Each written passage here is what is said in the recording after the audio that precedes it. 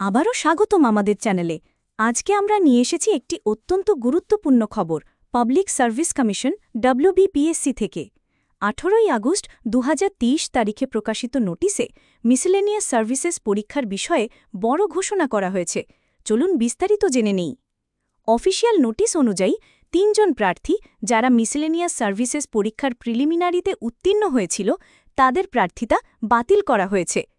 3 জন প্রার্থীর নাম হলেন শান্তনু পান, দেবব্রত পাল এবং রাহুল মাহাতো। এখন দেখে নেওয়া যাক কেন তাদের প্রার্থিতা বাতিল করা হল।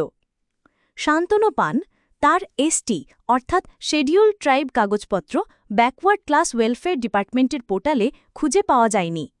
দেবব্রত পাল তার সনদপত্রের ডেটা ওবিসি অর্থাৎ আদার ব্যাকওয়ার্ড ক্লাসেস তালিকার সাথে মিলে যায়, অর্থাৎ জমা দেওয়া এসটি সার্টিফিকেট ছিল ধুয়ো। রাহুল মাহাতো তিনি নিজেই ডব্লিউবিপিএসসিকে ইমেল করে স্বীকার করেছেন যে তিনি মিথ্যা তথ্য দিয়েছিলেন কাস্ট ও যোগ্যতার বিষয়ে। এই সমস্ত তথ্য প্রমাণিত হওয়ার পর কমিশন তাদের প্রার্থিতা বাতিল করেছে। কমিশনের এই পদক্ষেপকে স্বচ্ছতা ও ন্যায় বিচারের দিক থেকে ইতিবাচক পদক্ষেপ হিসেবে দেখা হচ্ছে। ভবিষ্যতে এই ধরনের ভুয়ো কাস্টবাজি প্রতিরোধ করতে এটি একটি শক্ত বার্তা। ডব্লিউবিপিএসসির অফিসিয়াল ওয়েবসাইটে এই নোটিশের সম্পূর্ণ তথ্য অর্থাৎ নাম ও রোল নম্বর প্রকাশিত হয়েছে। সব পরীক্ষার্থীকে অনুরোধ করা হচ্ছে অফিসিয়াল ওয়েবসাইট দেখে নেবেন। বন্ধুরা, এই ঘটনা আবারও প্রমাণ করল যে সরকারি পরীক্ষায় আবেদন করার সময় সত্য তথ্য দেওয়া অত্যন্ত জরুরি।